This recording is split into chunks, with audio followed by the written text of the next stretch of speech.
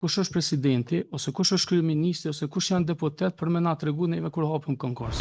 Unë e kuptoj fare mirë dhe ndoshta më së miri çështjen e ndarjes pushteteve. Nuk është se e dini vetëm jo. Dhe lutem kurseu nga cilësimet e tilla sepse nuk mundesh me i bën raport me mua.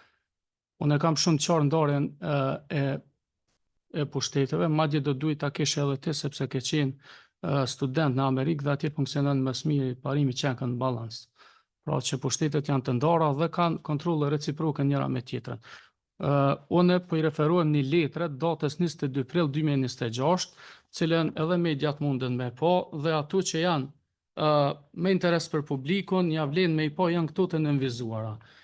Në rastin konkret, unë nuk po bëj asnjë cilësim, mirë po ushtrusja e detyrës presidentes, po e lexoj saktësisht çka ka thonë.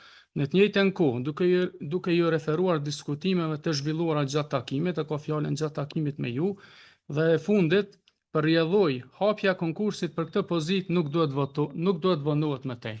M'fal kryesues. Kush është presidenti, ose kush është kryeministri, ose kush janë deputet për me na tregu neve kur hapim konkurs? A mundesh më tregu? Ose nëse ata kanë pas ndikim tek jo, me e betonizu këtë ide, tregoni tani.